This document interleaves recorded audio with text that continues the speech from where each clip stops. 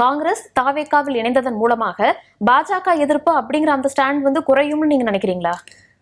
இல்லை, அதெல்லாம் நீங்க கேட்கறது எக்ஸ்ட்ரீம் கொஸ்டின். நான் கேட்கறது நான் பேசிக் கொஸ்டின் கேட்குறேன்.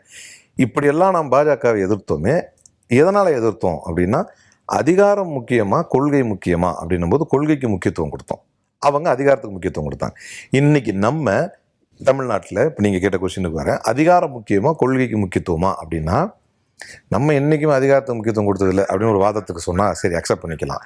என்ன கொள்கை விஜய்கிட்ட பார்த்தோம்? தமிழக வெற்றி கழகமும் மதச்சார்பற்ற கூட்டணி அப்படிங்கிற ஒரு விஷயத்தை தான் முன்னெடுக்கிறாங்க. அதுல காங்கிரஸ் இணையும் போது பாஜக எதிர்ப்பு அப்படிங்கிறது இன்னும் ஜாஸ்தியாக தான் இருக்கும். அதுல எந்த பிரச்சனையும் இல்லை இல்லையா?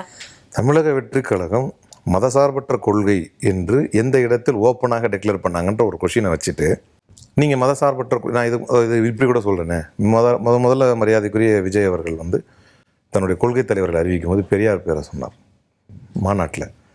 நான் லிட்ரலாக சொல்கிறேன், கடவுள் மீது ஆணையாக. அவர் அப்படி சொல்லும்போது கை தட்டினேன், நம்மாள்ற பெரியார் பேரை சொல்கிறாரு.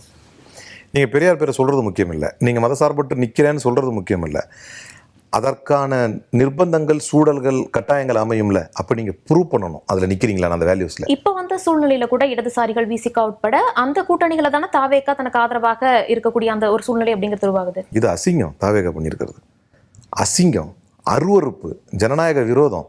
யார் கூட்டணியில் நின்று ஜெயிச்சாங்க? அப்புறம் எதுக்கு நீங்கள் தீய சக்தி திமுகன்னு சொன்னீங்க? நீங்கள் அதில் போனீங்கன்னா நான் சீரியஸாக டென்ஷன் ஆகிடுவேன். அதுக்கு முன்னால் தான் நான் வர்றேன், நீங்கள் அப்புறம் போங்க கூட்டணிக்கு. நீங்கள் சொல்கிறீங்க மதசார்பற்ற கொள்கையிலிருந்து நிற்கிறாங்க அப்படின்னு. அப்படி நின்றது உண்மை என்றால் ஏற்ற வேண்டும் என்று சொன்னதனால் பாஜகவோடு சேர்ந்த அதிமுகவுக்கும் ஒரு நிலைப்பாடு இருந்தது. திருப்பரங்குன்றத்திலே ஏற்றக்கூடாது என்று நின்றதனால் திமுகவுக்கும் ஒரு நிலைப்பாடு இருந்தது. திருப்பரங்குன்றத்திலே மதசார்பற்ற கொள்கையின் மீது இருக்கக்கூடிய செல்ஃப் ப்ரொக்ளைம்டு விஜய்க்கு என்ன நிலைப்பாடு இருந்தது? திருப்பரங்குன்றத்திலே சொல்லுங்க, என்ன நிலைப்பாடு இருந்தது? விஜய் தன்னை சி ஜோசப் விஜய் ஆகிய நான் என்று இன்று சொல்லிக் கொள்கிறார். ஒரு கிறிஸ்தவர்களின் பிரதிநிதி போல தன்னை அடையாளப்படுத்திக் கொள்கிறார். ஆனால் இது வரைக்கும் அப்படி சொல்லிக்கிட்டது இல்லையே. ஜோசப் விஜய் ஒரு பேரை சொன்னதில்லை. மேபி பதவி பிரமாணத்துக்காக ஃபுல்லாக சொல்கிறாருன்னு கூட ஒரு வாதத்துக்கு நம்ம அதை அக்செப்ட் பண்ணிக்கிட்டா கூட, கடந்த கிறிஸ்மஸிலே இந்தியா முழுக்க பாஜகவினரால் கிறிஸ்தவர்கள் அடிக்கப்பட்டார்கள், கொடுந்தாக்குதலுக்கு உள்ளானார்கள். ஒற்றை வார்த்தை கண்டனம், ஒற்றை வார்த்தை. அதை நான் சொல்கிறத விடுங்க, ஸ்ரீவரூருடைய இன்டர்வியூவில் என்டிடிவியில் ஆடிட்டர் குருமூர்த்தி பேசுகிறார். ஒரு விஷயம் உண்மைதான், கரூர் சம்பவத்துக்கு பிறகு அவர் பாஜகவை, கரூர் சம்பவத்துக்கு முன்னால் கொள்கை எதிரின்னு ஒரு வார்த்தை சொல்லியிருக்கார். அதற்கு பிறகு அவர் பாஜகவை விமர்சிக்கவே இல்லை. இதெல்லாம் கூட நீங்கள் ஒரு மதசார்பற்ற very fabric of the nation, இந்த செக்யுலரிசம் என்கின்ற இந்த ஃபேப்ரிக் ஆஃப் தி நேஷனை வந்து அவர் பாதுகாக்க தவறிட்டாருங்கிற என்னுடைய குற்றத்தை கூட விட்டுருங்க.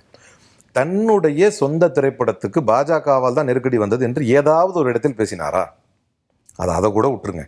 இப்போது ஆட்சி அமைப்பு, அதுக்கப்புறம் தான் இதெல்லாம் நீங்கள் பேசணும். இப்போது ஆட்சி அமைப்பதற்காக கவர்னரை வந்து எதிர்க்க வேண்டும் என்று காங்கிரஸ் கட்சி போராட்டம் நடத்துகிறது, கவர்னர் ஜனநாயகத்தை ஃபாலோ பண்ணணும்னு. இவர் கட்சியுடைய மூத்த நிர்வாகிகள் அதில் கலந்துக்கல.